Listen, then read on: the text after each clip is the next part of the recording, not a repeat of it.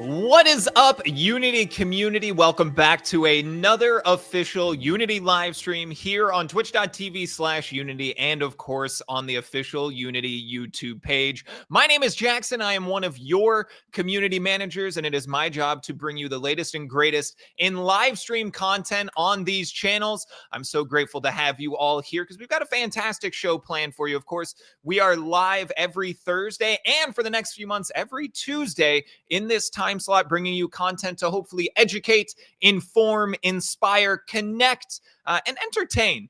We hope that you all find many learnings from these streams, and we're so grateful to be able to bring in another guest. Of course, today we will be joined by Emily Pitcher, creator of Lily's World XD, and we are very excited to learn all about their creative process. They are here to tell you about how to learn from failure and how to create a game that people actually want to play. We've had some really fun things already happening in chat, and it bears repeating. This is a live stream. So if you are watching live, whether you're on Twitch or YouTube, you can engage in a conversation here. If you have questions for our guest, it is my job to bring them to them. If it makes sense during the stream, we'll find an opportunity. Otherwise, we will have a Q&A towards the end of the stream, so feel free to ask your questions throughout or wait until the very end and we'll try and get those questions asked. If you are watching after the fact as a VOD, we will have the video chaptered out, so take a look down at that navigation bar and skip ahead to whatever part in the stream makes most sense to you. We've got Chris Soares asking, does anyone know if these are uploaded to YouTube? They are, and they will exist in the exact same link that you are currently in watching on YouTube. So if you needed to step away or disappear for part of the stream, you're always welcome to come back and catch up on it later. Feel free, if you are watching this as a VOD, to drop a comment below and just let us know what you thought of the stream. If there's anything else that you would like to learn, please keep us in the loop. This is just how we like to do things around here. We're building a community with you all. So if there's something that you are eager to learn, please let us know. The way that we're operating streams for the next few months is on Tuesday, we will be doing streams like this. The speaker series, we're going to be doing Indie Tuesdays, we're calling it. And it's going to be engine agnostic game dev advice. On Thursdays, we will be doing Technical Thursdays, or as one of my colleagues referred to it as Technical Thursday, because it was a failed opportunity for a alliteration and he made fun of me. Anyhow, Technical Thursdays on Thursdays will allow you to come and learn something tangible, something usable about Unity. This Thursday, we will be doing a how-to shader graph. More on that later. Again, thank you to everybody watching live, whether you're on Twitch or YouTube. LorePod, Chris Soares, we've got Dreams Content, Ali. Everybody, thank you so much for being here. Over on the Twitch side, we've got Bello DFZ, Andrew the Day. Welcome back. Good to see you. Dulac GGD. Everyone, Men, thank you so much for hanging out, everybody. Gang, if you're watching live, please let us know where in the world you are tuning in from. Most rewarding thing possible as a community manager is being able to bring people together from all over the world and see just where they're tuning in from. Of course, shout out to our absolute staples here almost every single stream. The Bull, Mr. Awesome, Fredo. Thank you for hanging out, everybody. Again, I've already seen some of the conversation and you guys kind of contributing to it on your own end in terms of how do you create a game that people actually want to play. Mr. Awesome says, give players an experience that they can't have in the real world. Mr. Zaf Keel says, just make a game with passion from your heart, not for pure profit. And that way it will connect with other people who's interested in the same genre and will really appreciate the small details. It's really interesting that this is a question without one answer. There's many different ways to skin a cat. And I know I said that last stream and also that I would find a different analogy. And I failed to. Anyhow, it's a fun conversation to have. We're going to talk to Emily a little bit about their experience. And we're also going to get to know Emily a little and let you all know why Emily's advice is incredible. So I think without further ado, it's time that we bring on our guest. Please welcome to the stream, their first time, so be excellent to them. Like I know that you can. Please welcome Emily. Emily, how are you? Hello, I'm amazing. I'm super excited to be here and share all of my vast game dev learnings with you guys. Yes. Emily, let me just say, I appreciate the energy. It's great. It's great. Oftentimes, we have people that are a little bit nervous, and I can tell that's not the case with you. But usually I'm like, don't worry, I'll carry the energy. But Emily, I think you might be competing with me for this one. So thank you so much for hanging out with us today. You are a Forbes 30 under 30. You are in the future class. Is there an accolade or a way that you introduce yourself that resonates most with you? Like, Well, usually how do you when I introduce yourself? when I introduce myself to people, I don't mention, by the way, I am in Forbes 30 under 30. But how I usually describe myself to Yeah. the average person is I am a game developer. I'm also a game dev content creator. So I make videos about the journey of me making my first horror game and my favorite indie games. Yeah, I think it's incredible. And that's a big part of the reason that we decided to bring you in and reach out and try to connect and get you to share all of this information. It was really interesting, the kind of pre-production process and how we essentially kind of danced around. Like, we could talk about a number of different things with you, and we kind of settled on this idea of your content creation and how that feeds into your game development and how that informs it, that kind of feedback loop. We talked about learning from mistakes, learning from failure and moving on, and then also this concept of how do you turn a game that you want to make into a game that people actually want to play. So I know that you've experienced so much, it seems, and you've kind of taken everything that you've learned and looped it back into your own development process. So very impressive. And again, thank you so much for being willing to share that all with us today.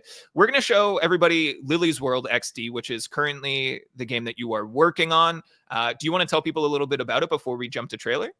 Yeah, so Lily's World XD is a psychological horror game about exploring a young girl's computer. You channel your inner 2000s teen, so you do things like have a cringy blog, talk to your crush on AIM, have cringy, embarrassing photos. Everything seems normal until you find messages addressed to you. Someone realizes you're not Lily. Wishlist on Steam. Wishlist on Steam now, and I like that you've baited the hook. It's incredible. It's perfect. Thank you for that. It's great. I feel like you're more prepared for this stream than I am at this point.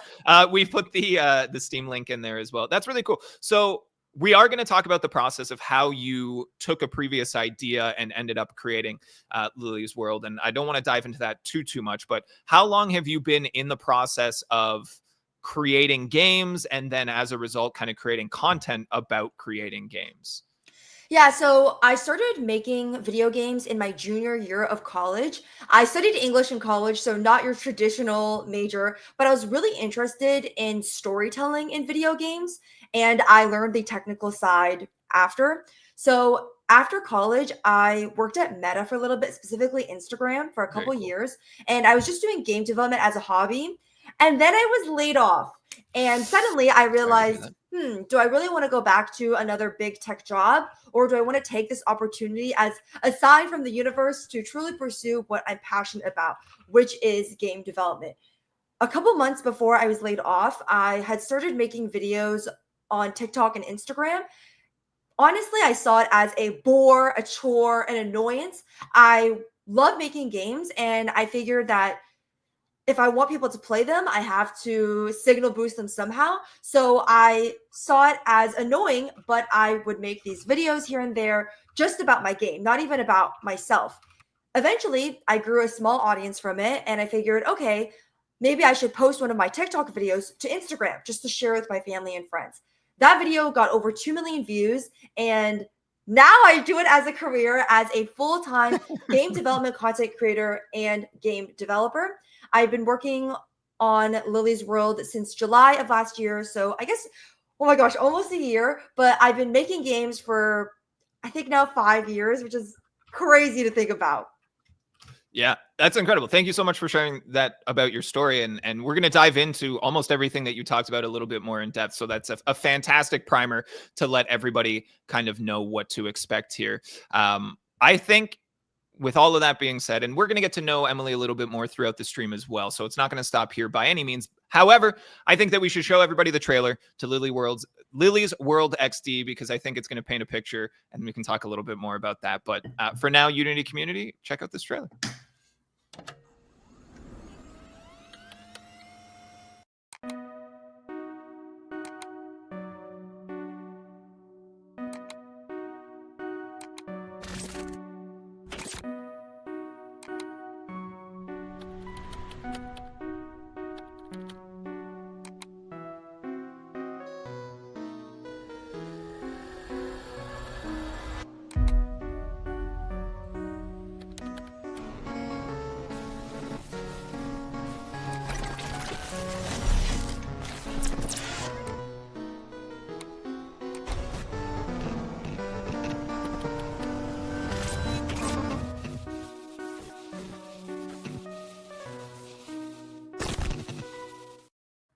That looks great. It looks great because I think it's such a good idea to set horror in a fashion that is already uncomfortable for people, right? I think so much of horror is disarming and removing a feeling of comfort from your audience.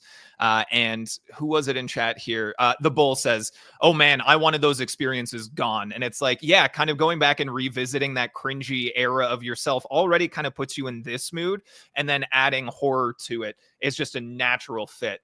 So I think that looks awesome. Everyone, please go and check it out on Steam right now. Throw a wish list over there. I know it makes a massive difference if you guys have been paying attention to these speaker series videos. The first one we did was with Chris Z, who said converting to wish lists is a major, major, major component of indie success. So if you are eager to help support indies, which as indie developers yourselves, I hope you are, please go and wishlist this game.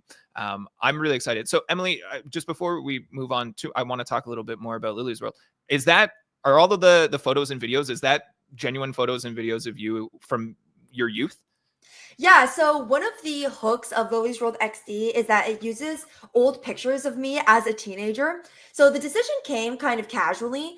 I wanted to make a game that played to my strengths. And while I enjoy art, I would not say that that is my strong suit. My strong suit is definitely narrative. So I knew I wanted to make a mystery detective game set in a desktop. And I figured it would be really difficult to have to draw the girl over and over again. So I thought, okay, what about real pictures? I know similar games like Simulacra does that, but I felt that I didn't want to use stock images as it wouldn't feel authentic. And I also did not want to ask my friends, can I use old pictures of you in extremely demented ways? So I came to the conclusion that, hey, maybe I'll just use my own photos. So the vast, vast, vast majority of photos in Lily's World XD, I did not take for the game. They are just authentic photos of me when I was a teenager. And even though it started as a way to work around my weaknesses, it has become something that has truly defined my story. I think when I made the decision to use photos of myself, I also decided to make the game about my upbringing, my struggles. And it has created this really awesome and beautiful story in my game and also saved me a lot of time. I think it's great because by using my own photos, I can experiment much more with the horror and not think about, is someone uncomfortable being portrayed in this way? And also, a huge element of my game is the early 2000s setting, which is all around being cringe and colorful and kitschy. And the photos, I think, really embody that aesthetic.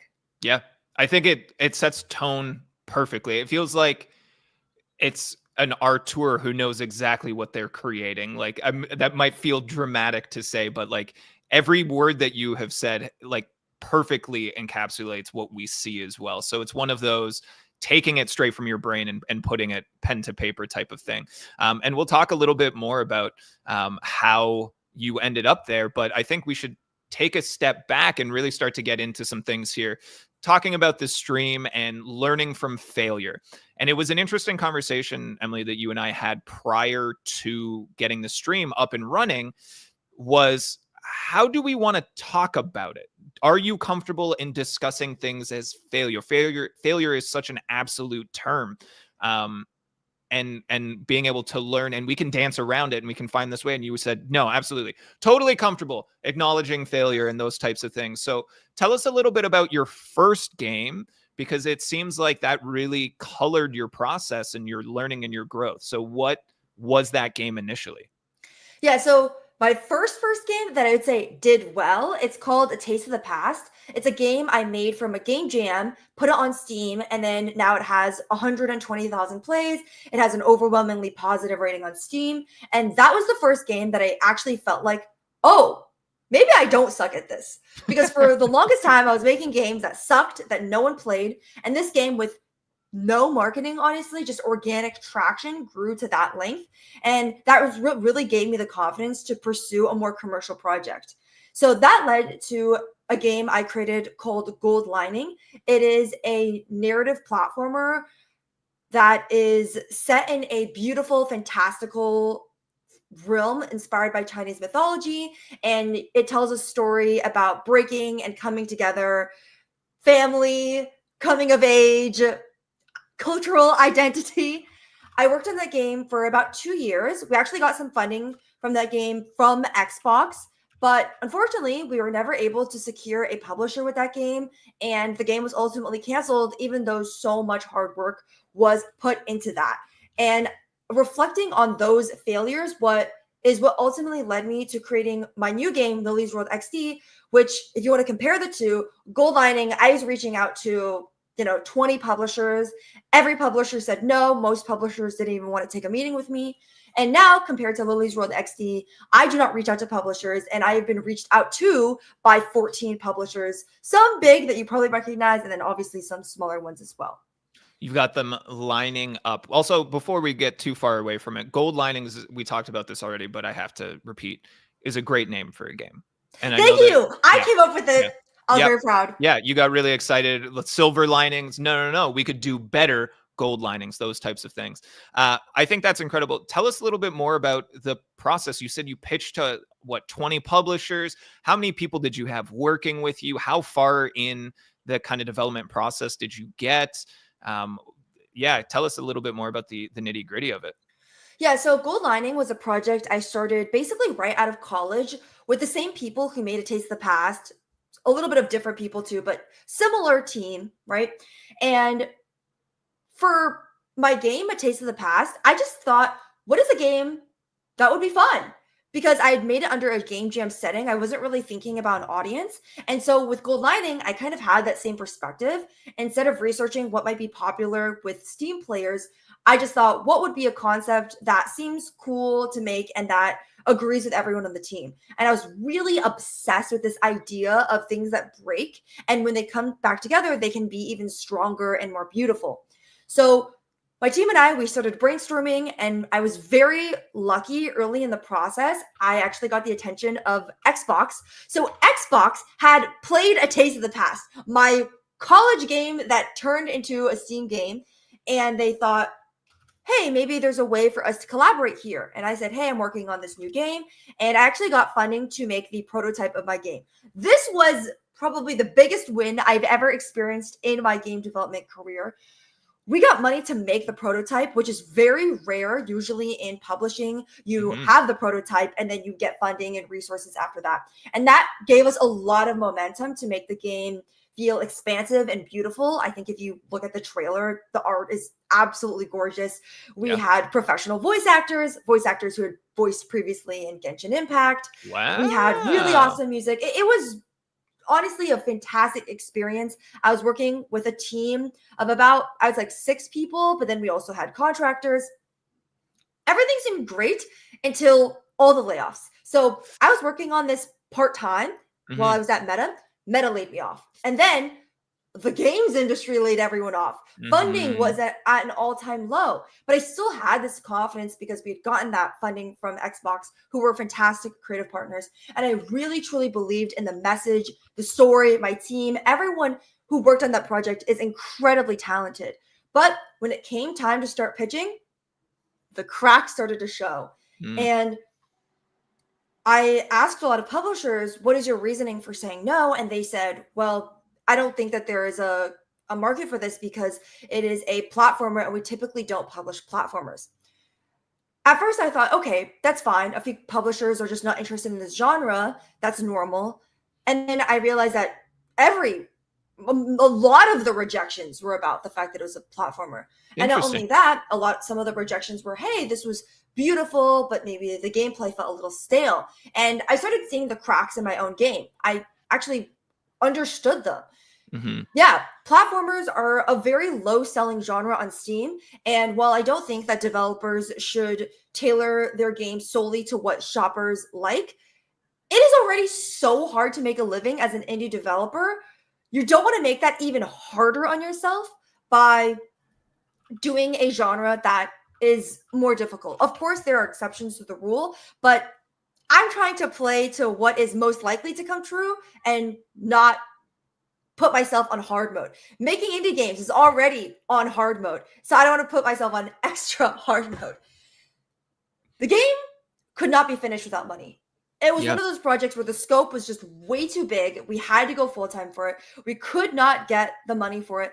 And we kind of came at a crossroads of what should we do? Some members of my team wanted to keep moving forward with the game despite the rejections. But personally, I was starting to lose the vision for why I'm really making this game. At one point I stopped having fun making the game. I was really sad every day with the rejections, and not just the rejections. Again, I stopped believing in the game itself.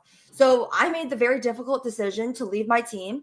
And while I was doing that, I was working on my hobby project, Lily's World XD. I have made heartfelt games, cozy games, wholesome games my entire development career. And I started playing games like Inscription, Amori, that just got me really jazzed on the potential of psychological horror. I started Lily's World XD as my, feeling less stress from Gold Lining Project. It's supposed to be my hobby project, right? But once I left Gold Lining, I realized I actually really like this game. And I think it has a lot of potential. So I spent a few weeks coming up with an idea. Then I spent 1 week making I guess like some of the early designs for the project on Figma. And I thought, let's do a completely different strategy. With Gold Lining, it was a secret right up until the end. So I worked for about 2 years in private on the game. And with Lily's World XD, I thought in the first week of development, let's make a video. And that video got 2 million views.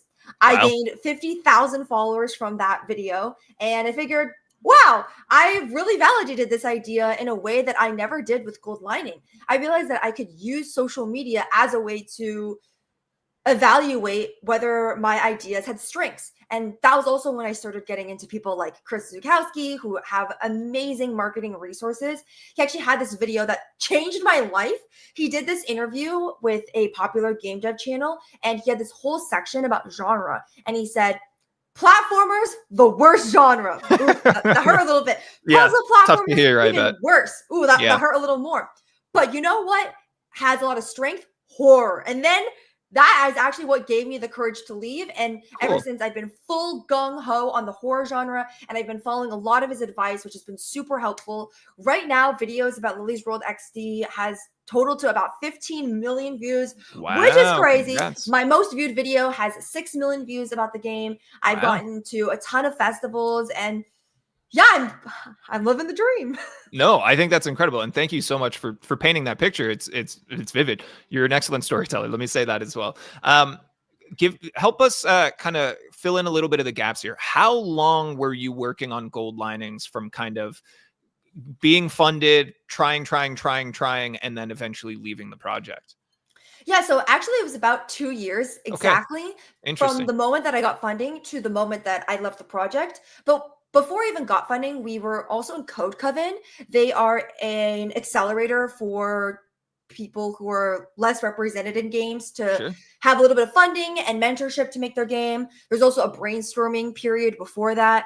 So honestly, I worked on Gold Lining for over 2 years, and it never amounted to anything more than a demo, which I know sounds really sad and heartbreaking. At the time, it felt really emotional, and I felt like I was, there's a lot of sunk cost, of course, but I do not regret that failure at all, because it's only because I went through that and learned the hard way that Lily's World XD has been able to get grounding. So, right now I have 36,000 wish lists. I've had 14 publishers reach out to me, which I think in the current climate of games funding is insane. Yeah.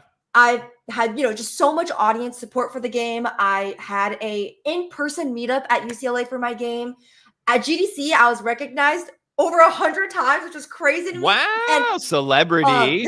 And what was awesome is that people weren't just saying, oh, Emily, like, because, I follow you on the internet. People would go up to me and say, you're the one making Lily's World XD, which was awesome, because people were noting me not just for my internet fame, but for the game I was making. Yeah.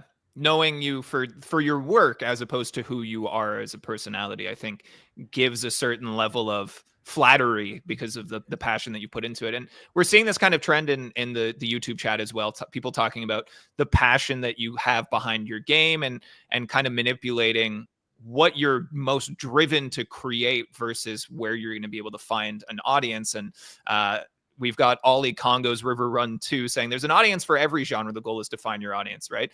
And it's true, but there are inevitably things that you can do to help kind of position yourself and find that success.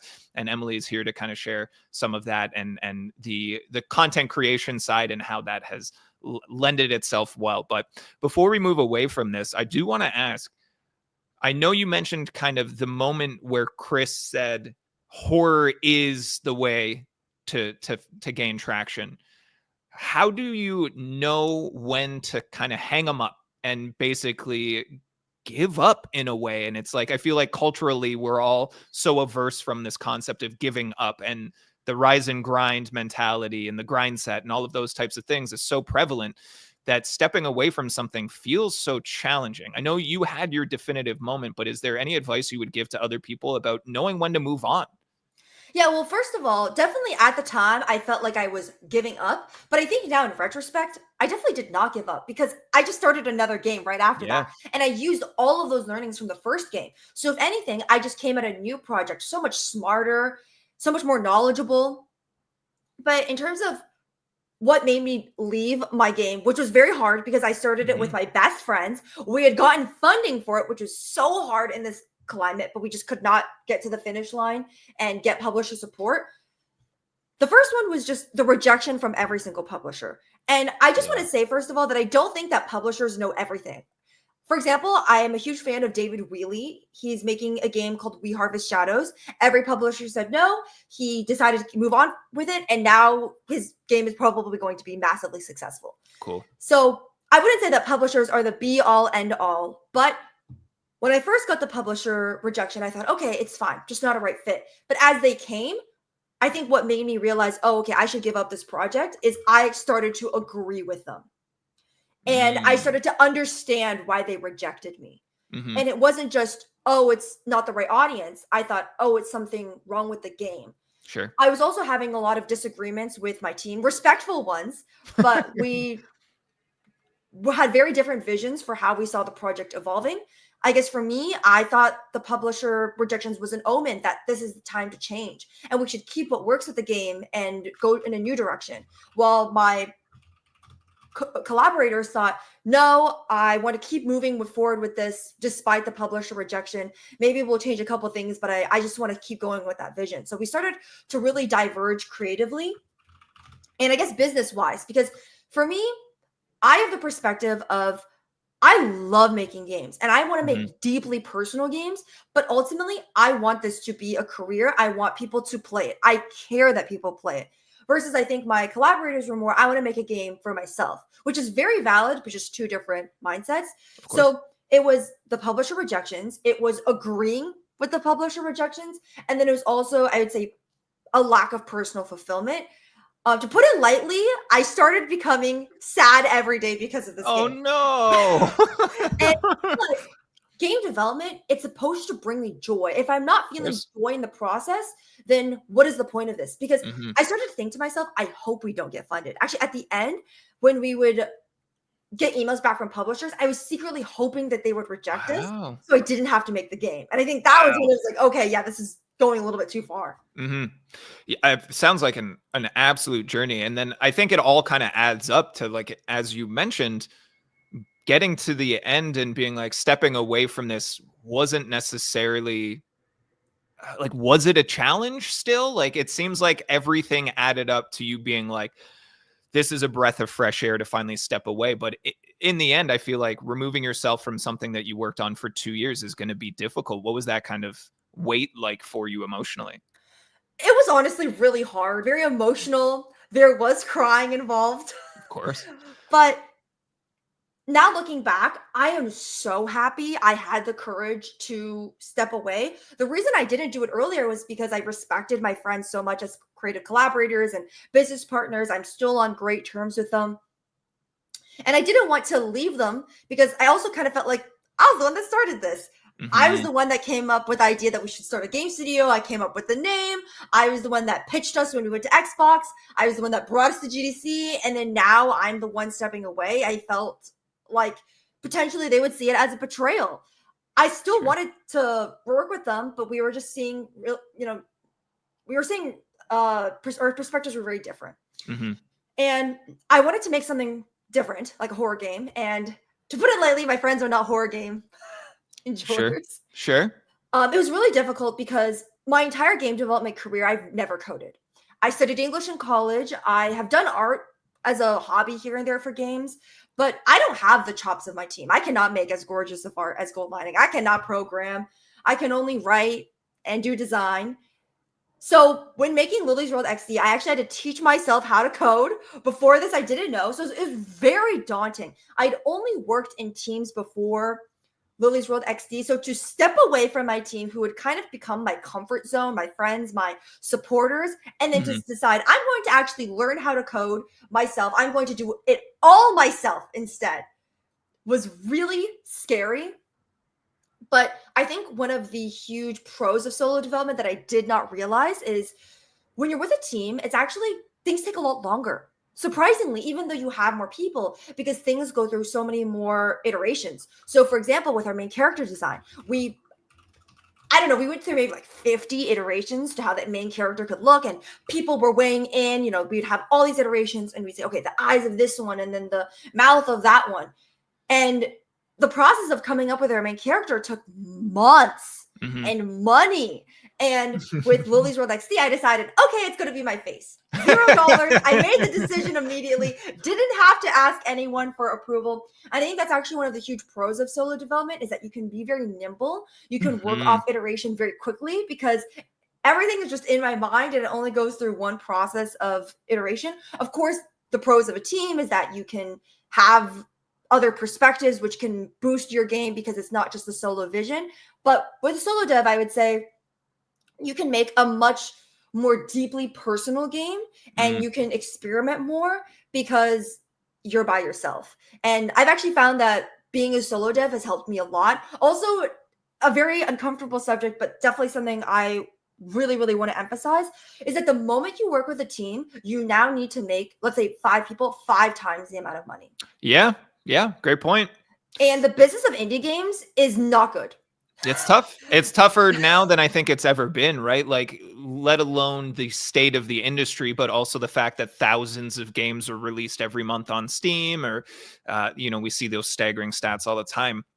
To kind of break through the noise is a little bit of a difficult process. So I do want to ask, kind of stumbling for a couple of years and really finding a lot of hardship in the creative process and the execution and the team dynamic. You took all of that, and I want to talk about kind of embracing the learnings from that. You took all of that and took everything that you learned and turned it into this next project. Is there a formula? Is there tangible advice that we can give people about you have failed and how to take that and take it in stride and become better because of it? Yes, I do have advice on this. So my friend Jared, he worked on the game Cult of the Lamb as the community manager, and he gave a talk, and this really, really guided me with my next game. So the thing he said is you can summarize the hook of your game in one sentence. Mm-hmm. So when I talk about gold lining, I say, oh, it's a beautiful, fantastical realm inspired by Chinese mythology that tells, it's like, it's like, it goes on and on and on. And I think it's hard for people to even imagine what that is. The one sentence hook of Cult of the Lamb is start your own cult. You already know the entire premise of that game with that one sentence. Obviously, it expands more. There's a lot that isn't explained, but like you can just get it in one sentence. Mm-hmm. And that one sentence can guide you when you're talking to publishers, guide you when you're making content about your game. The fact that you can say, in our game where you start your own cult, I decided to use that strategy with my game. And so my one sentence, aka 2 sentences, is investigate a young girl's computer. Everything seems normal until you find messages addressed to you. It establishes the setting. It's a horror game. There's fourth wall breaking. It's going to be an experimental game. So that was one advice that I think is super helpful is can you summarize the hook of your game in one sentence? If you can't, then I think maybe you should refine. Another thing that I think is super helpful is evaluating, does every mechanic support your main theme? And so one thing that we did in Gold Lining that I would not do again is, okay, we're a platformer. Okay, well, platformers usually have double jump. platformers usually have dashes. I was just following the conventions of the genre and not asking myself, is this actually, are we just doing this because it's a platformer, or are we doing this because it helps the central theme of the game?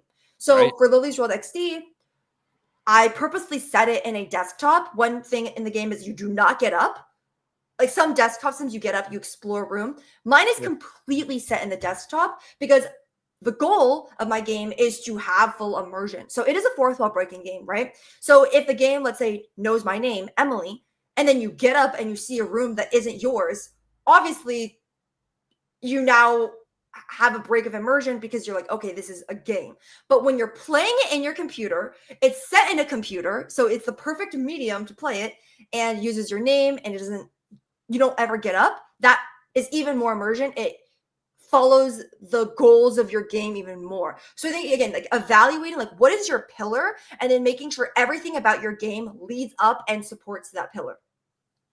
Another big thing I would do is to try to validate your game earlier.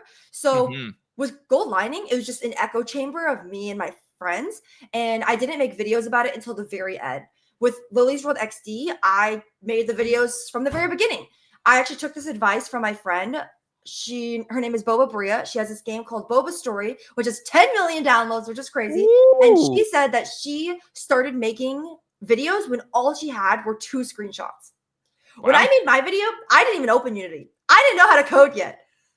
I just assumed I was going to learn on the way. And that hugely boosted my content creation and gave that initial audience for Lily's World XD.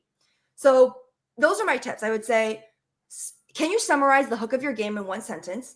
Make sure the design of your game leads to a central pillar, and share earlier than later. The reason, by the way, with Gold Lining, why I decided to hold off on sharing was I heard from some publishers that maybe they like to announce the game themselves, and they don't want the game to already be announced. But at least for me, that didn't make a difference because I got 14 publishers reaching out to me. Big ones that everyone knows, small ones that people haven't heard about, and it was totally fine, and absolutely no one cared about the fact that it was already released or already announced. Of course. Yeah, I think there's also been this kind of subtle shift between like traditional marketing and having these really defined beats that are kind of pillars and have been for decades, and the shift to like really accessible kind of marketing tools from the social media side and the content creation side, which is clearly what you've done. So seeing the industry kind of make those shifts themselves is definitely been very interesting. But on the topic of embracing these learnings, you kind of also touched on it a little bit, that just down to the Steam page themselves, that you really took what you learned from your experience with Gold Linings and looped it into Lily's World. And I know that you kind of had both of these that you kind of wanted to go through and share a little bit. Did you want to take that time now to kind of great. Also, you should know that a number of people are talking about your energy levels very positively.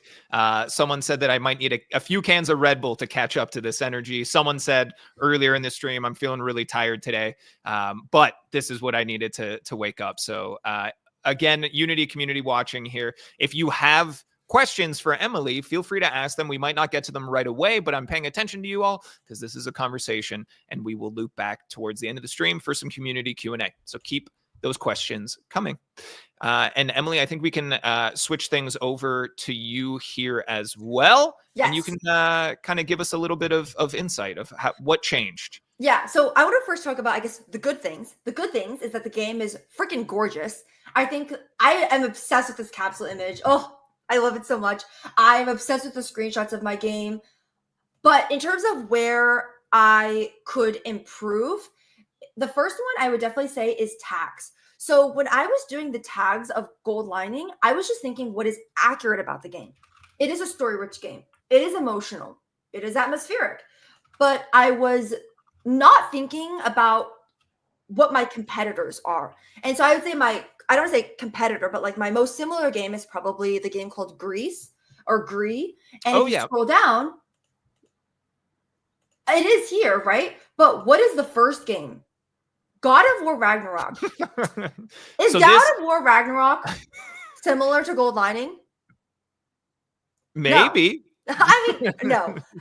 The And so that list is auto-generated based on the tags that you attach to your game. Is that right? yes, so Okay, God very, of very cool. War, It Takes Two. I mean, it is a platformer, but I wouldn't say it's that similar. God of War again. And I think, by the way, this is a sign that your tags are bad. If you're looking down and you're just seeing the most popular games, that is Mm, a bad tag because you want to see games that are popular but similar to your game. And so I learned this from Chris Zukowski, where what I did is I took 3 or 4 games that I thought was my comparison games. And I made a list of every single tag on their game. And if I saw that one tag showed up, for example, in all 3 games, I'm definitely going to tag my game as that. All the tags that showed up in 2 games, I would mark it as yellow. And then tags that showed up only once, I would just not mark it at all. So what I did is I looked up all the similar tags.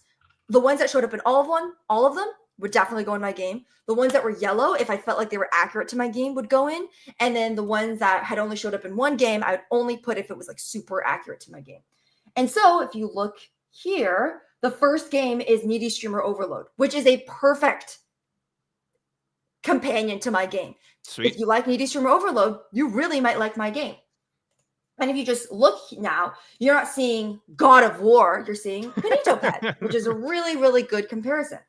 Cool. Another thing that was really helpful is this is just kind of like a block of text.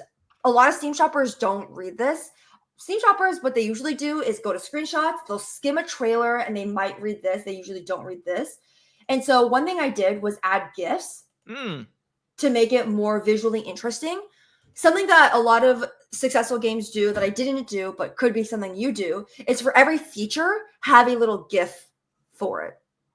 Just so people can actually visualize what that means. And Sure. even if they don't read the features, they still know it because they see the GIF.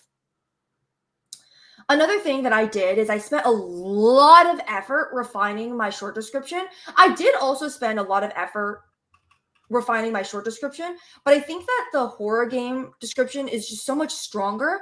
Something that I always think about with content creation or writing copy is at the end, you want the player to be so interested that they have to keep scrolling, that they have to keep watching. And I think for me, that hook comes in, that is until you find messages addressed to you, ... What does that mean? I want to know more. And so then they scroll down. I think gold lining, one of the not as strong things about that game is the hook. So it is a very beautiful description, finding a way back home from a beautiful, fantastical realm. Sounds it's a bit of a mouthful. She relives her memories, revealing a touching story about understanding her mother and finding meaning in life's imperfections. It's definitely a very heartwarming description. I don't think it's bad, but I think, at least for my genre now of horror, like it is like juicy. When I say this line on my social media, people are really intrigued. Versus mother-daughter relationship is a little bit more vague. I still like the short description. I just think that the Lily's World XD one is even stronger. Sure. It's a juicy worm on that hook. Yeah, exactly. Like, getting people's attention early. Getting people's attention in this day and age is not easy. Everyone has the shortest attention span ever, and people are not willing to explore further. We see it all the time with like trying to get people into live streams from the web page, and it's like, oh, no one actually scrolls down. And you're like, at all on a web page, no one scrolls down. And they're like, no, that's not a thing people do anymore. Yeah. So getting people's attention is tough. The last thing is festivals. Festivals are really important. As you can see, I'm in a festival right now. I actually gave a talk for Little Narracon about horror, if you're interested in that. Yeah. But with my game, the moment I had the Steam page, you definitely need the Steam page, by the way, before you start doing festivals. I started, or unless you want to announce your game for the festival. That's the only scenario where you shouldn't have a Steam page, is if you're announcing for that festival. I just started applying for a ton. So, for example, I was in the OTK Games Expo and I actually won. There were 50 games and they had a top viewer voted game. I was the top viewer voted game. I was in Ludo Narracon, Women Led Games, X the Game Awards, Segoy Festival, the Galaxy Showcase, which is actually on the front page of Twitch. Wow. And more. I don't want to spend here naming every single festival, but there is actually a spreadsheet called Worthy Festivals for Indie Games. If you just look that up, I'm sure you can find it. And it shows all the festivals that are more recent. I also subscribe to Chris Zukowski's newsletter. And every Hmm. single week, he talks about the festivals which have upcoming deadlines. So I use that to apply. It takes 5 minutes, and you could get a lot of eyes on your game just through that. You don't need to have a huge social media presence necessarily to get wish lists. Festivals are a huge driver of that. That's awesome. It's actually something a little inside baseball, but with this series, the speaker series, getting people in to kind of talk about their experiences, but also giving this advice to people that might not be Unity specific, but rather indie dev specific. We have talked about bringing in guests to talk about getting in to festivals, where you should be searching, what you need to do to get to be ready to pitch, to bring the resources, where to align, those types of things. So it's definitely something that, as you mentioned, it being like this really massive opportunity, that we also kind of recognize that and want to get some more information on it. So we'll definitely be circling back to that in the future here as well. But I also wanted to talk to something that you've discussed a little bit here and touched on, but playing to your strengths. How does one go through and really evaluate? Because I think inevitably in any creative process, it's easy to kind of get stuck into what you start with and just kind of continue that process. If you wanted to take a step back and really evaluate where your skill set lies and where your strengths are, how do you really put that under a microscope? Yeah, so at least for me, you got to be a little objective about what you're good and bad at. I suck at programming. I am a good writer, and I would say I'm passable with art, which that's not a lot of great skills to be a solo developer. In fact, if someone told me I suck at programming, I'm mediocre at art, and I can only write, I'd be like, you should not make an indie game. Maybe you should refine your skills more before you make an indie game. But it's actually crazy because even though all of those things are true, when I get the feedback form for my game for playtesters, people actually say that art direction is one of their favorite things about that game. That is one of the most consistent pros of the game. And that is because I worked around my weaknesses. So I suck at programming. So I decided to make a game that I thought would be easier to program as a complete beginner, which is a desktop game. I used to work at Meta, so I'm familiar with tools like Figma. So I thought, okay, I can make a UI heavy game because that's something I'm kind of already good at. I use pictures of myself because I'm not that good at art. And it is a narrative detective game. So storytelling and writing is at the forefront of the game. So I think a lot of people, when they make games, they might just think about, what do I like to play? And I want to make a game like that. I do like to play horror games, to be real, but Mhm. I also like to play a lot of other genres that I did not decide to make a game based off. For me, it was being realistic about my expectations. Another thing is whatever, like, let's say you think, okay, I can finish this game in 1 year, it's 2 years. I always double Yeah, the my scope we talk timeline. about all the time. Yeah, yeah, yeah. Yes. I think another big thing is limiting yourself, actually. So for me in my game, you never get up from your desktop. And if I did, that would cause a whole other element. I have to make this 3D environment. Maybe there would be clues. I kept it very focused so that I wouldn't have as much scope creep.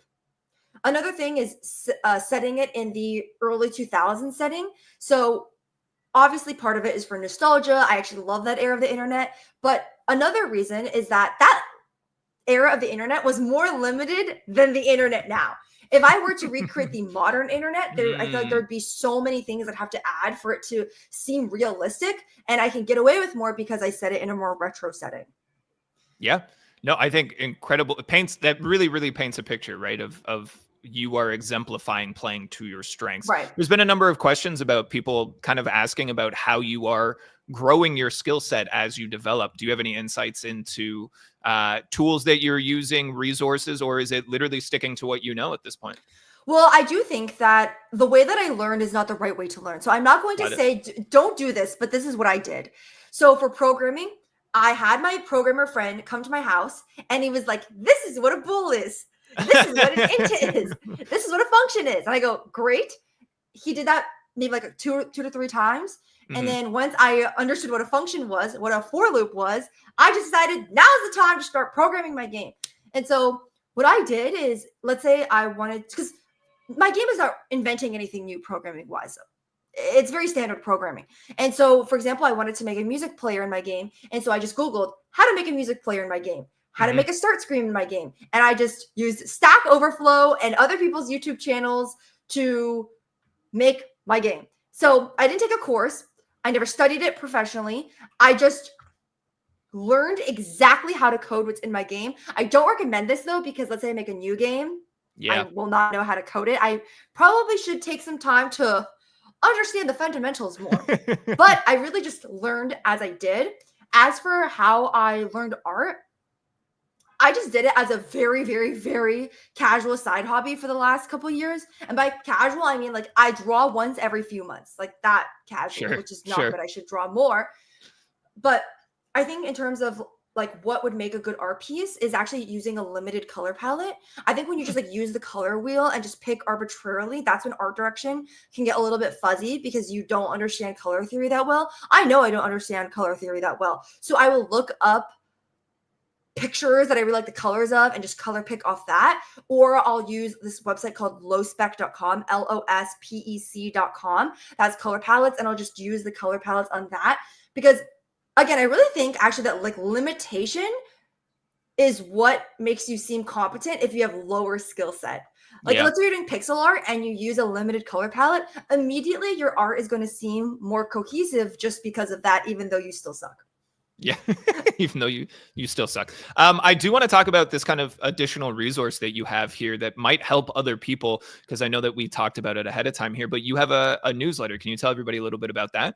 Oh, yes. So the newsletter is like saunderingemily.substack.com. Saundering is like SONDERING.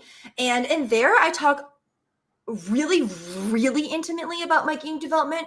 I don't really go into like, this is how I solved this coding problem. So I wouldn't say it's particularly educational, but I talk very in depth about the emotional journey of making games, why I made certain decisions, what the game means to me, my highs and my lows. For example, I think I had one newsletter where I talked about like game development is pain or something like that, where I was like, or I think I said, what is the point of it all? Where I was going through a really difficult period of game development where I had a ton of bugs. And as someone who can't code, it's really hard to fix bugs. Yeah. And I was talking about also the money behind making video games. It's not good. It's really bad. It's really, really hard to make a living off making indie games. And I just thought like, you know, I'm not in big tech anymore. I'm on my own. And while this is my dream, at what point is sacrifice too much? So if you're interested in, I would say, how I came up with certain design skills or design decisions or the emotional journey of making games or just like the insight to how I am able to balance full-time game development, you should check it out. Yeah, definitely. And we've put the link in chat here, everybody in the Unity community. So please go and check it out again, saunderingemily.substack.com. And you kind of mentioned about the emotional journey. So I do want to bring in a question from the YouTube chat here. Kara Game Studio says, can you talk about the emotional management when everything looks like it's falling apart at the 80% marker of your project being done, especially with that gold linings experience? Well, I first will say that I don't handle it well. So that's my answer to that. But in terms of, so is the question about like, what do you do if you're looking at your game and you're realizing it's not working? Yeah, I think just maybe exploring a little bit of like the emotional toll that it took on you and how you kind of reconciled and were able to kind of push through and move forward with it. That's a good question. I think for me, okay, so after GDC, I actually made this YouTube video called I Regret Being a Game Developer, where I talked about, I was like, okay, I've worked my entire, like, this is my dream, right? I've worked so hard for this and it is not working at all. And at the end, I said this, which I think was really so helpful in guiding my future and the success of Lily's World XD. It's like, why am I doing this? I'm not doing this to suffer. I'm not doing this to make money. If I were trying to make money, I would do something differently. Well, let's be real. I used to work at Meta. And for me, this is my mantra for why I make games, right? I make games because I think art, writing, programming, these are all very powerful disciplines on their own. But when come together, they can create something greater than the sum of its parts. I make games because I like to challenge, delight, disturb, bring joy, bring sadness, bring understanding to people. I make games because I like to express myself in this very creative medium. I like games because I love that it is an interactive medium. With movies and books, you are just a observer, but with games, Mhm. you really feel like you are the character. That brings that extra level of immersion. And so for me, when I would things were not working with gold lining, I thought to myself, why am I doing this?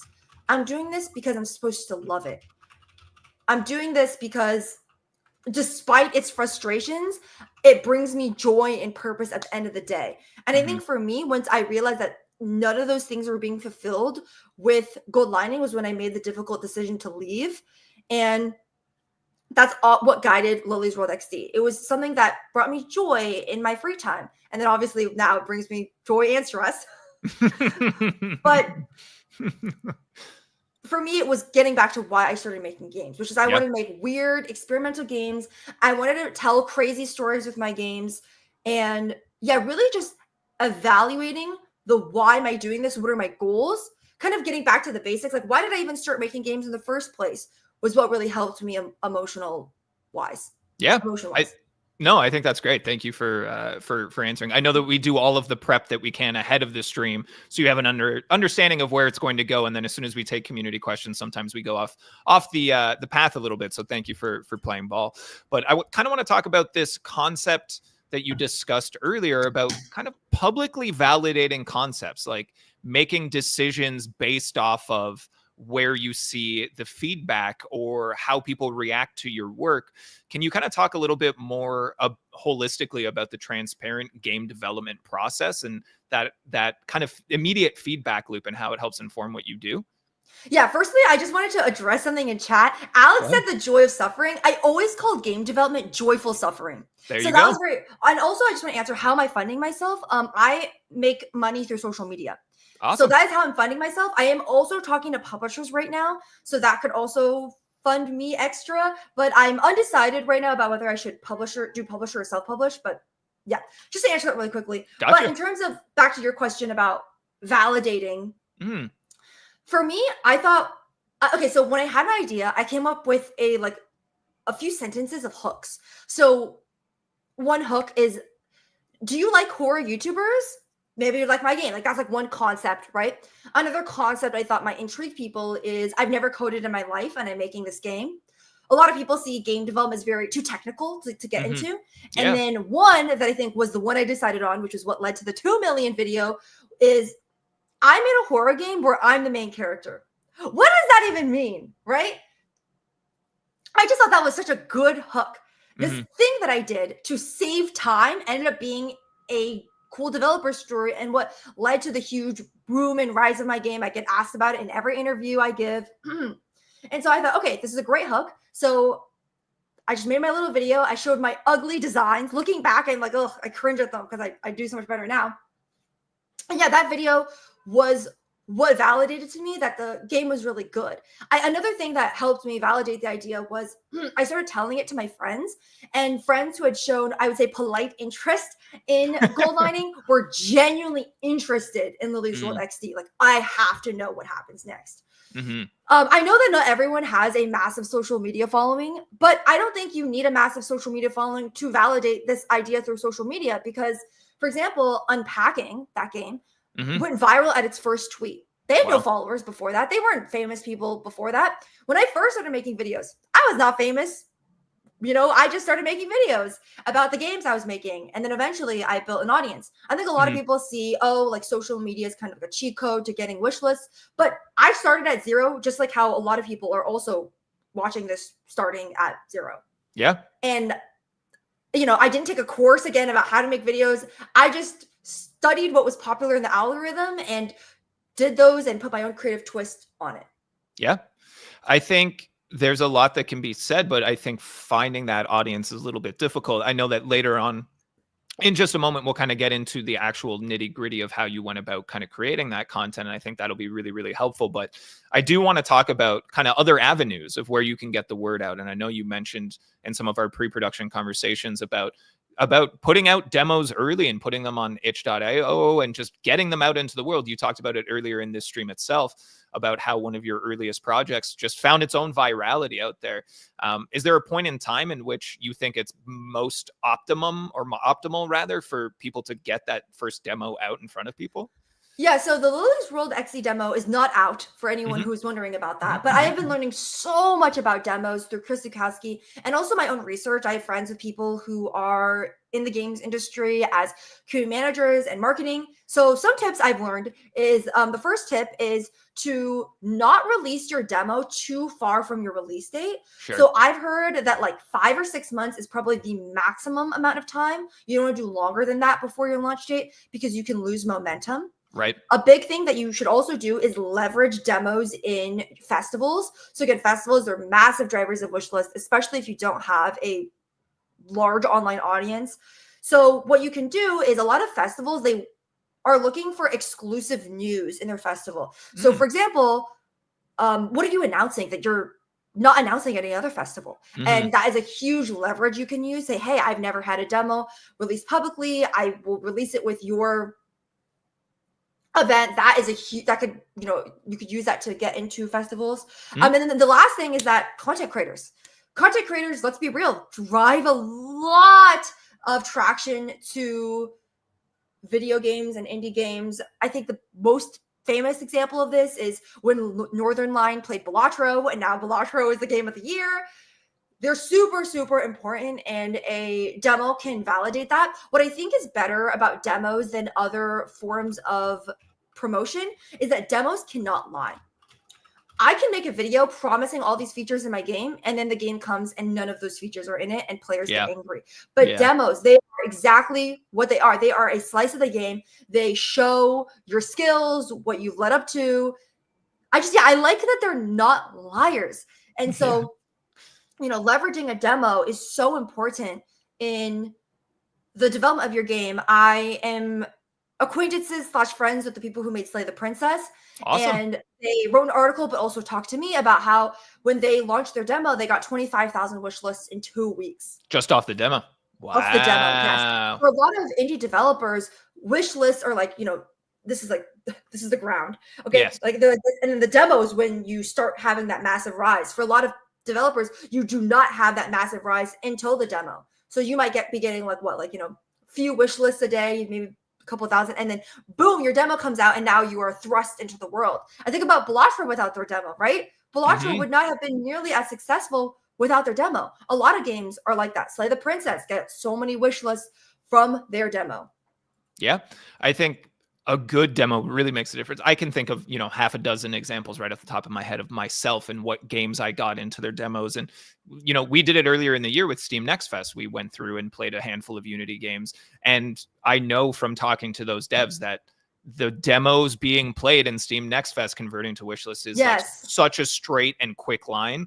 It really, really, really makes this difference. And those demos, we've also seen like slightly less conventional approaches, like the festivals. Absolutely, Steam Next Fest is a big one, but we kind of talked about itch.io earlier and the virality that your game found. We've also seen similar success stories on play.unity.com, which of course is our web platform as well, where people put up a demo there that leads to their Steam page with the full experience. And we've got a handful of success stories, which is really, really cool. So I like what you kind of said about how a demo can't lie. It is like the most authentic approach to your game. I think there's something to that I really like. But I do want to discuss, once you have this popularity, how do you then go about converting that to your wish list, to converting that to sales? Getting social media attention and traction doesn't necessarily mean your game is getting the same attention where it needs to, or does it? Is it that natural? Does it just naturally happen? Is there something that you need to do to make sure that in between happens? Yeah, so I first will say that short form video is not the best way to convert to wish lists. It is very difficult because people are usually watching on their phone and then they have to click on the link in your bio. Right. And then it brings up the Steam app if they're signed in, or the Steam website. They're probably not signed in on their browser. So for a lot of people, that conversion has to happen when they see the name, they save the video, then they go on their computer and search it up. That is just too many steps. Yeah. So I would say short form video is not the best for that. But in terms of where it can be really helpful, first of all, there's that marketing tip where you have to see things 7 times before you make a purchase. Social media is definitely going to be a huge driver of that. Another thing is if you are interested in getting funding, I think that social media is a huge leverage for that too, because you could Yeah. say, hey, this video got 5 million views. There's already a built-in audience for this game. Fund me. Because at the end of the day, publishers, of course, they have their preferences. Some publishers only do this genre. At the end of the day, they just care about money.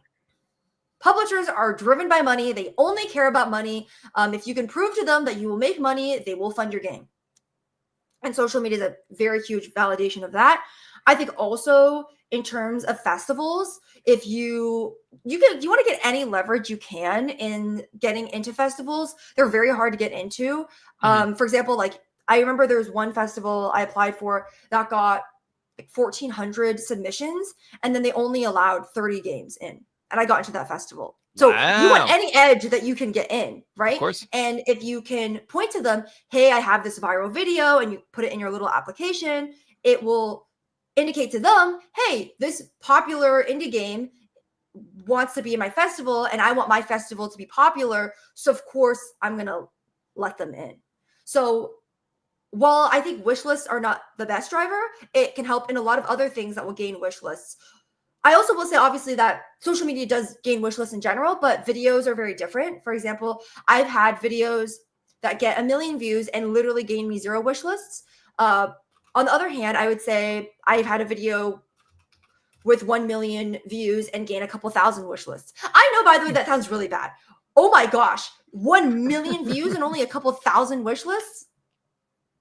That's how it is in the game dev world. It's hard out here. You're right. I think we touched on it earlier that people's attention span is so short. Like if you make them click 3 more times or switch to, it just doesn't happen. That connection's not really there. But I like what you said about it might not be a straight line from your social media content to wish list, but rather it keeps it in people's minds. It kind of adds to a resume that helps open doors and create opportunities down the line, which I think is always really encouraging to see. But I do want to kind of talk about the success that you found with your content creation, because I think, as you said, the first video that you posted was massively successful and kind of started this journey for you. I know that you also discussed wanting to go through and kind of talk about how you feel you created that success.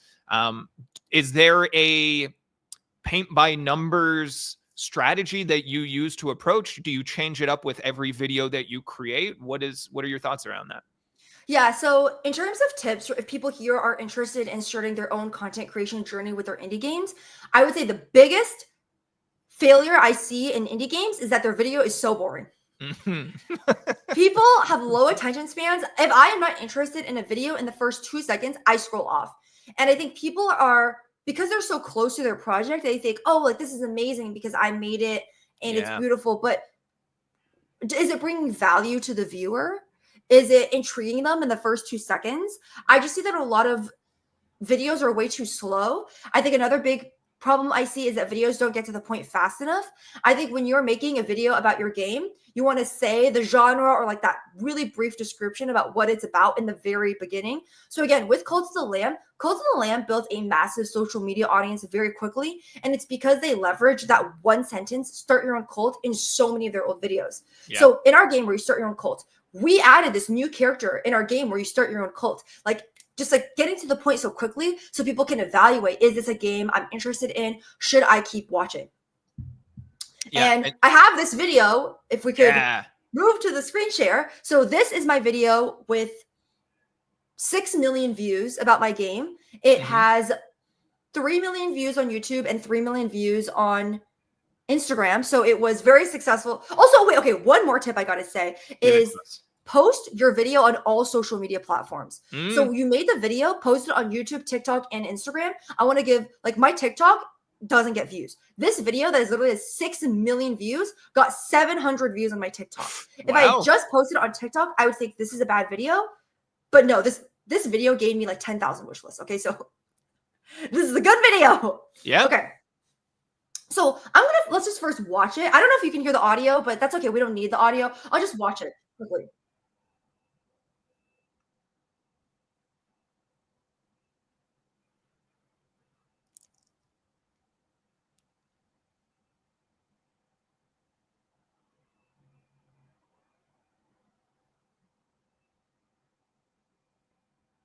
Okay, so now I will walk through the strategy. Love it. So, first of all, I had seen that there are a lot of horror creators that do very similar videos to this, as in they pretend they're in a horror movie and they explain the concept by pretending they're one of the characters. And I saw a lot of horror content creators being very viral with this, but usually they're promoting movies. I've never really seen this with games. I know some people also do this with books, but I've never seen it in games. So I thought, okay, this is my own creative twist because I'm bringing it to my medium. Um, with this, I couldn't believe my eyes. That already is kind of a hook to me because it's like, okay, I'm seeing something shocking right now. I Mhm. want to keep reading onwards. What is this shocking thing? Another thing is I was using this sound, Imogen Heap Headlock. A lot of videos were going viral with this sound about the game mouthwashing. And I think that if you like Right. mouthwashing, you might like my game. And so I was using a trending sound in a game that was similar to mine.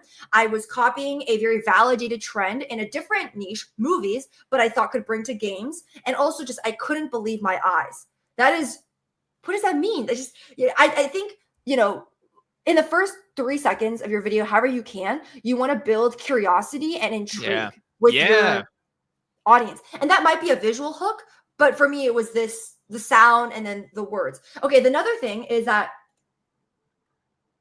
okay, I bought this old laptop off Facebook Marketplace, Wow. a laptop from the times, and I Yeah. decorated it to look like a teenage girl. So you could see I have all these like little stickers here. So I also had my little prop. Okay. I looked through it and found a teenage girl's messages, social media, and blog. Now I'm giving a little bit more context into the game about what it's about. And again, like the first screen was a hook, and now I'm giving context to the hook. And also it validates because in the very beginning it highlighted all those stickers. So now I'm giving more context to like why the laptop looked like that. Gotcha. And this is the one. So everything seemed normal until I found messages addressed to me. So I kind of honestly just copied the hook of my Steam page and put Yeah. it in here. And then I also did this thing where like looked really dramatically in the camera. I also capitalized me because I wanted the player to feel like, oh, like this is you, me. Yeah. I capitalized words that I think I want to bring emphasis. The ... also gives the player the sense that there's going to be more to come with this video. But yeah, I Mhm. think that stare was really what sold it, honestly. I just try to give my most concerned look to the camera. Also, another thing is that I thought of this. Okay, so I'm going to just restart the video, right? Got it. So in the second clip, I'm kind of not acknowledging that the camera's here. And the third clip, I'm also not really acknowledging that the camera's here. So I think it's like also a difference because in the first clip I was obviously showing the viewer, but in the second and third clip I focused it more so on like showing what it was actually like. But when I kind of acknowledge the camera again, the game is fourth wall breaking. So when I acknowledge the camera, it kind of follows that theme. I think really deeply about the strategy. No, I think this is great. I think it also shows just the fact that this level of deep thought exists, I think is important. That each individual decision that you've made is one that you've made carefully and with intent, as opposed to just throwing things together, I think shows the importance of those decisions as well. Right. And also another thing is that after the hook, you'll see that you can't hear the music, I don't think, but it lands on the beat too when I start showing my gameplay clips. Yeah. So at first I wanted to show them with a lot of like visual interest. I wanted to be in the theme. So, messages addressed to me. You can see like, I know this isn't Lily. Who are you? This is your last warning. Fourth wall breaking aspect. I also wanted to show that my game has like that nostalgia factor of being an AIM because I said it's an old computer. Mm-hmm. And then this was the real, like, again, the kicker, right? Is it ends with this picture of someone presumably being killed. It's another, I end before I start the gameplay videos, I end like with the clips about me with a hook. And then I also end the gameplay with a hook. Why is that person like that? And then I always end with a call to action, which is wishlisted on Steam. I also always will put as the first word in my caption, wishlist Lily's World XD. I won't say something like, I hope you really like this game. Wishlist Lily's World XD. Wishlist Lily's World XD will always come first in the caption.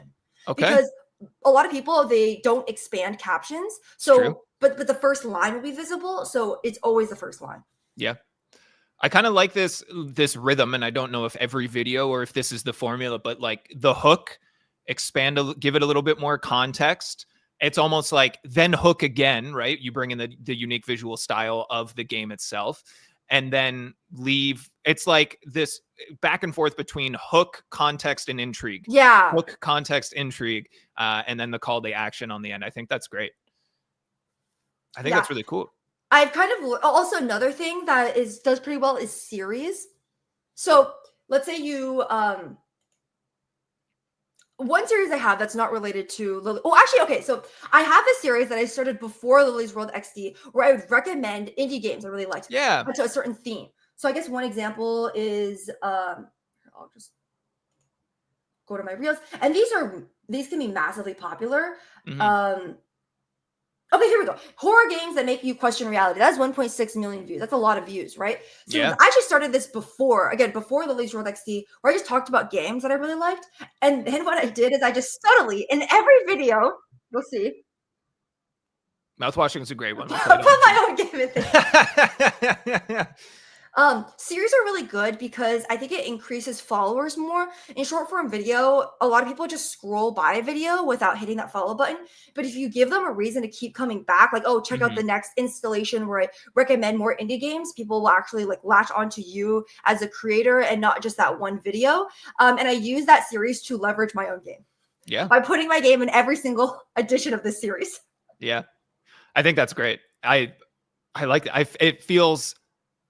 It feels like you're a double agent. I don't know. It feels exciting. It feels sneaky in a way that's like an exciting as opposed to misleading one. I think this is cool.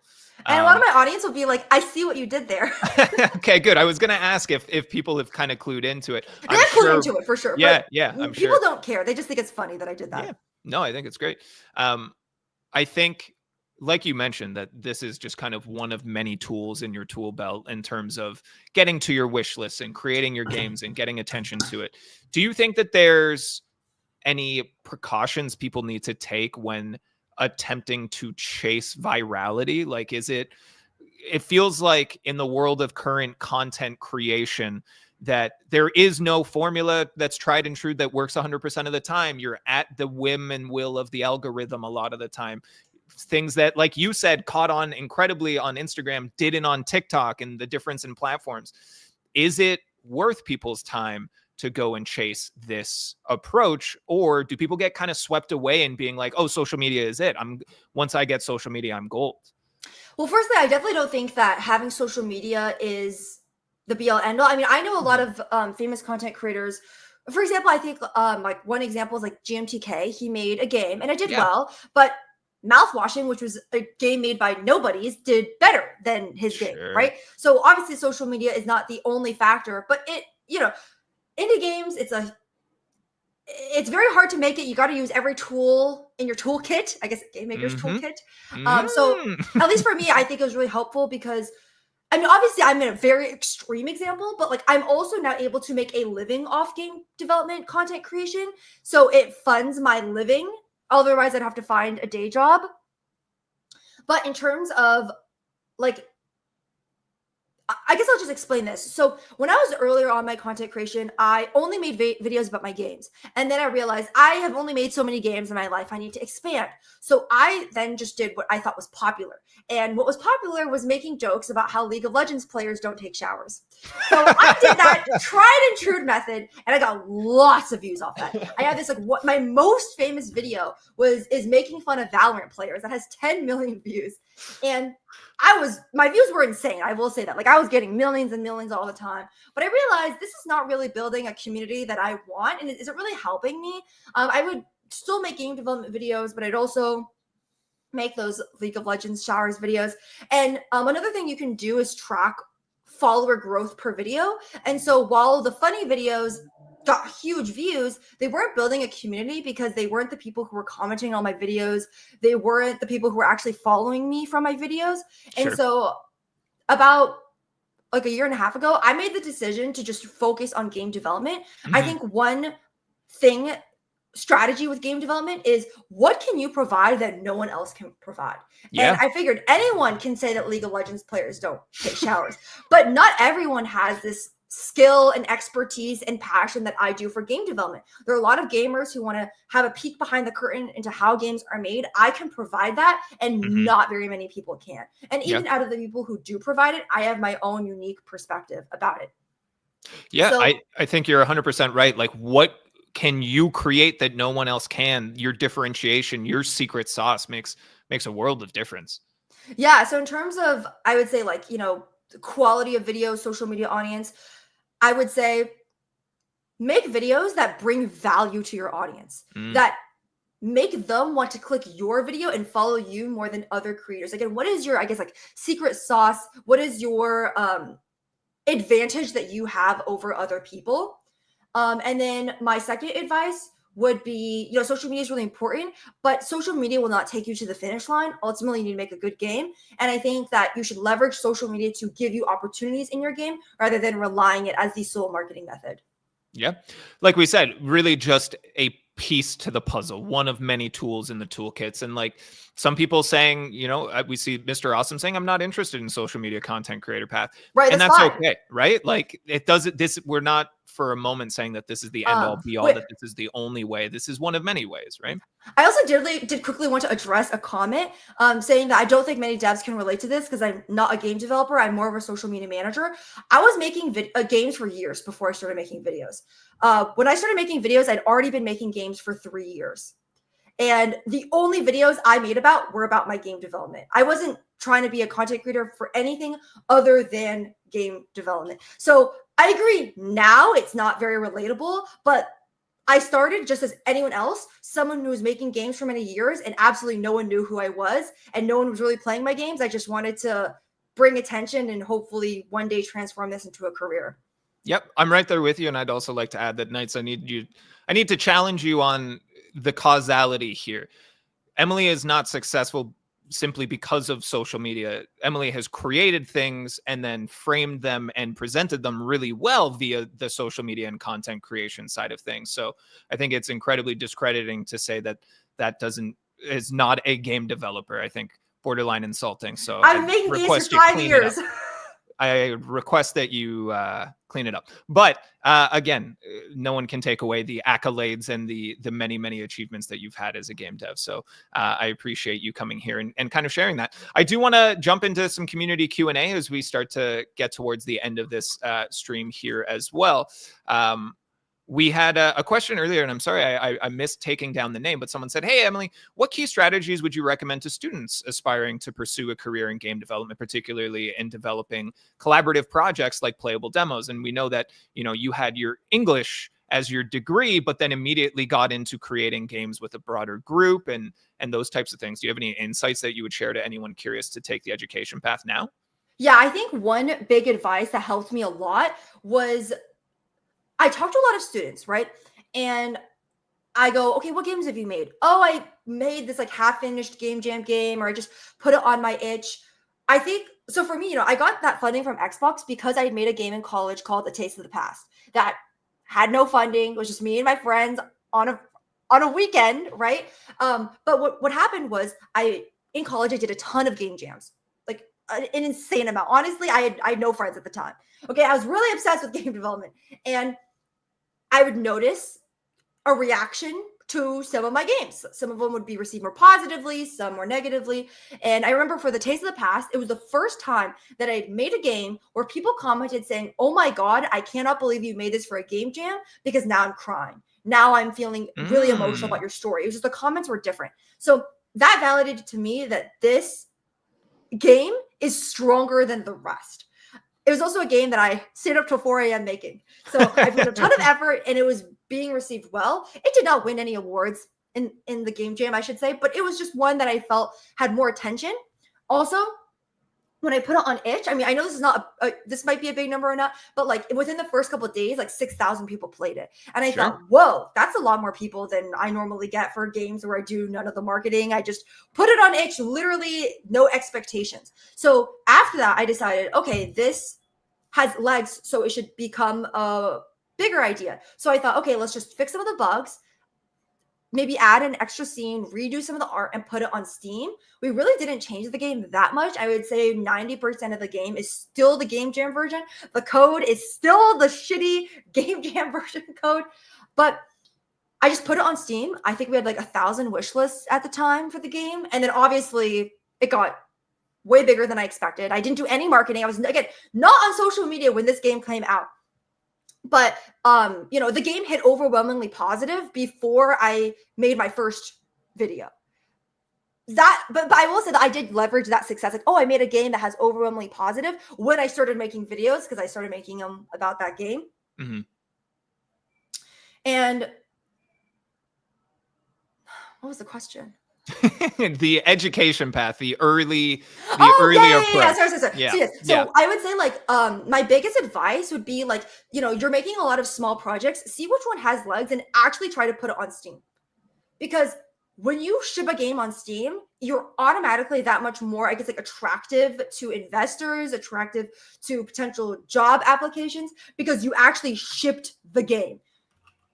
Another thing I would say is another tip I have is to try every single discipline of game development. Interesting. So even though I didn't code, when I was in college, I did a game jam where everyone reversed roles. The programmers became the artists and the artists became the programmers. And we did this so just for fun, but I think it was really helpful because it helped me learn how to communicate with people of different disciplines and collaborate much better, because I now had an understanding of the other side. Yeah. No, I like that. Thank you very much for the context. I want to bring in a question from Damie Wizard on YouTube. Says, can I ask, was it difficult for you to enter the games industry? I know you kind of shared your path was not of the going into a game design school and your own journey, but yeah, it was difficult. Tell us a little more.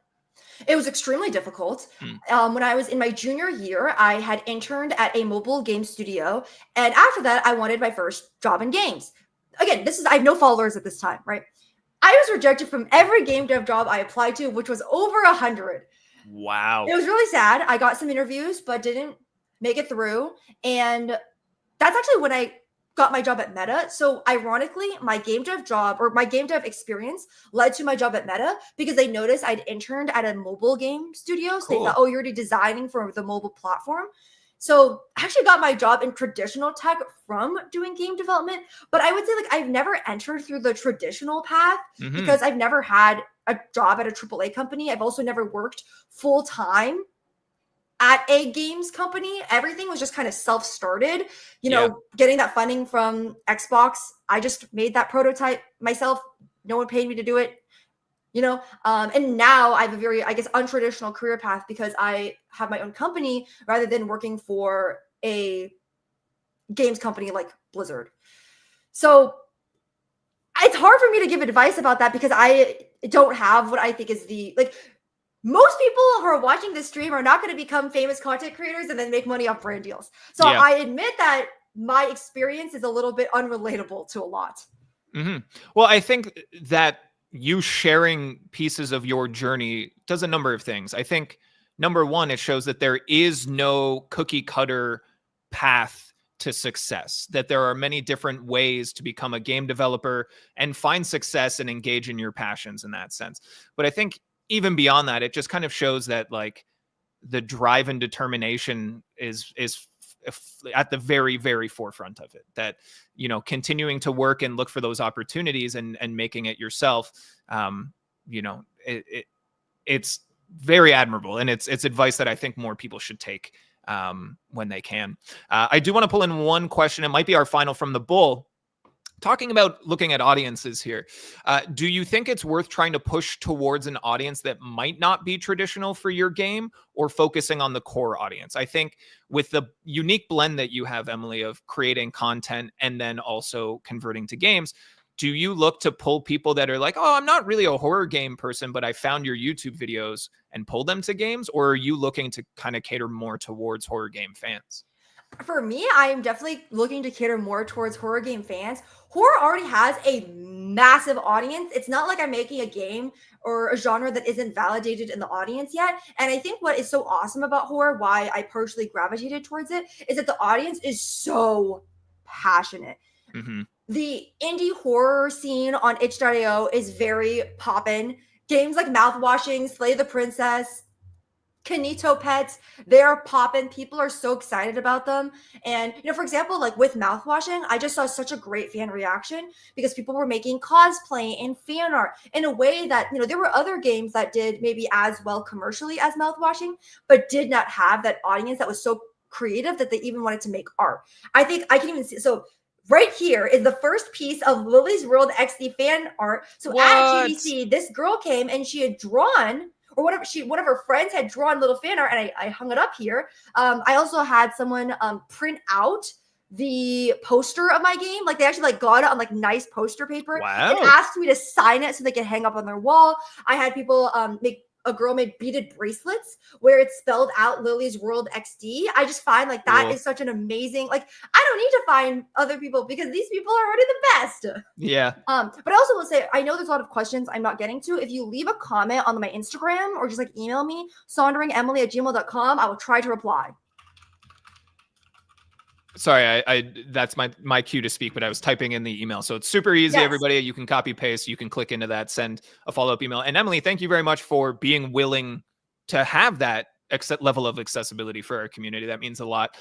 Look for these follow-up opportunities, gang, always. Of course, you can also find Emily on YouTube. Go and check out Emily's YouTube page and see some of this content that we've been discussing and follow up with the development of Lily's World XD. Go check out the Steam page now. Wishlist. It makes a big difference.